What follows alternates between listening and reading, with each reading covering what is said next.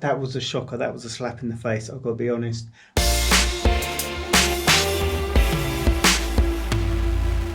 So hello, welcome to the vlog. It's Friday morning, I'm just in here to grab a pair of drumsticks. It's time for a drum lesson. So why drum lessons? The super short version goes like this. In my early 30s, I knew my days of jumping around on stage with a guitar were numbered, and I thought retiring behind the drum kit, you didn't have to jump around, it's less obvious how old you were.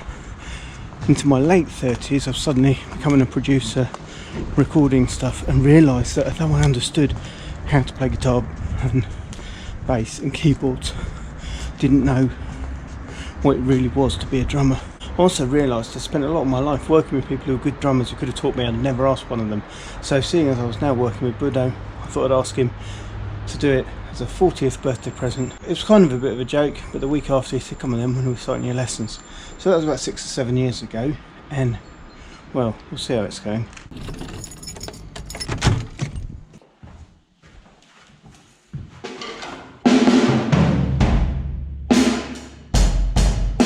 One tita, two tita, three tita, four tita. E sad, tvoj udarac je...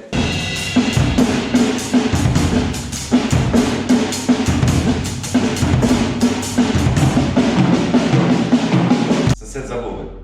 Prešao tas. Pa. Vidi, još ga malo uspori. So that's me done with drums for the day. It's not me done for the day, that's the start of my Friday. In half an hour we start recording some radio shows in the studio, so I've got to get back for that. Why the drum lessons today? I think it's important, if you're teaching music, to be learning music, and I'm not going to lie, the drum lessons for me are really hard for my head.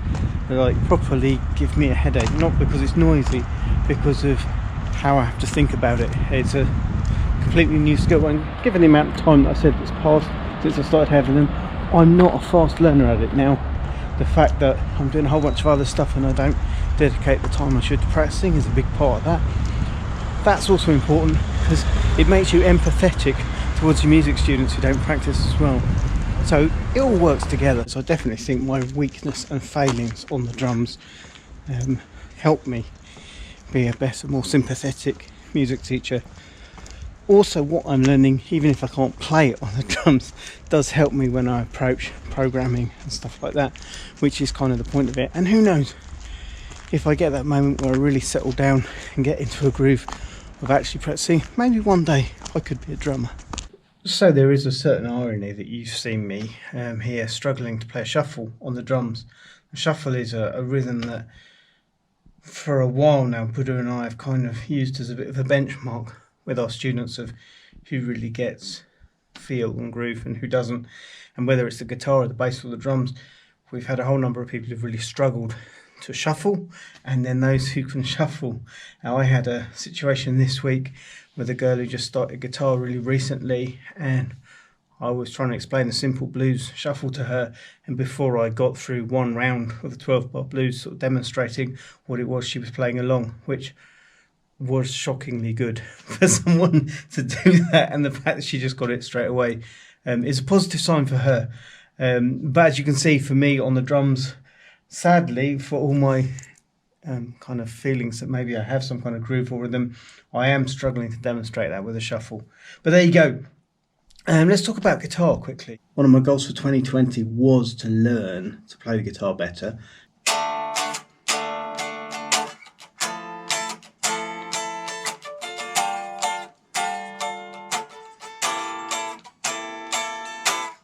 So those kind of chords, the jazzy kind of seventh flavoured stuff, that's not something that I had loads of in my arsenal, amongst other chords that I have learned in the last 12 months. I have been working hard, and for 2021 will continue to work hard to be a better guitar player. I think in all the teaching we do, it's really important that we teach from the present and not from the past, in the sense of not telling a kid, oh, when I learnt guitar, as if I learnt it and now I know everything there is to know.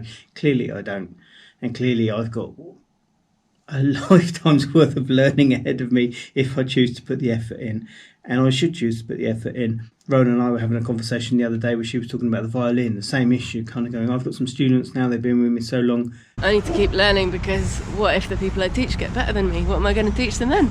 So I just need to keep learning so that I'm always a few steps ahead, because some of the instruments I'm teaching I barely even know, like the trumpet, I only just like started it, so yeah. And even the ones that I do know, maybe I don't know them well enough. My flute came back from the service today, and so it's really nice. It's all shiny and clean and it plays really nicely, so that's cool. And Rowan's teaching violin, she's teaching trumpet, she's teaching saxophone, she's teaching clarinet, she's teaching flute. It's a lot of different instruments to be good at. At the end of last year, I was able to buy this bass guitar, which is fantastic. I was really inspired to get a 5-string because of a guy called Leland Sklar, who's played for, amongst other people, for Phil Collins, and he was, when lockdown started, making videos showing how he played some songs, and it just was great. So I've been learning a bunch of stuff, how he plays from his videos, but also I clicked on a video. There's a band called Wolfpack, who are sort of a funk band, and their bass player Joe Dart is kind of the lead instrument on a song called Deantown, and I remember looking at that song thinking that's funky and that's cool, and I reckon I could play that. And the first two statements are correct. It's funky and it's cool, and no, I can't play it, even though it starts with this kind of running.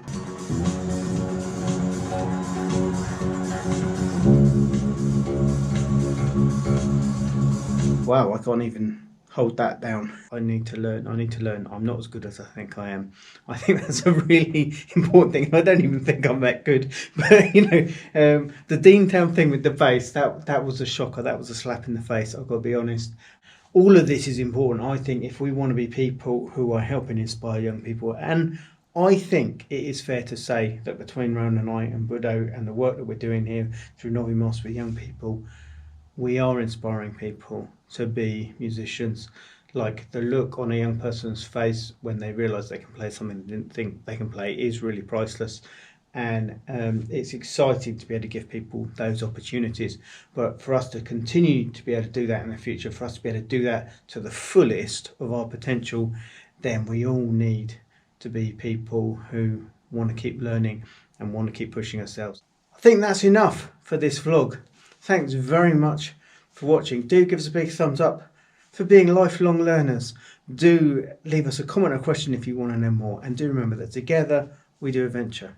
We'll see you next time.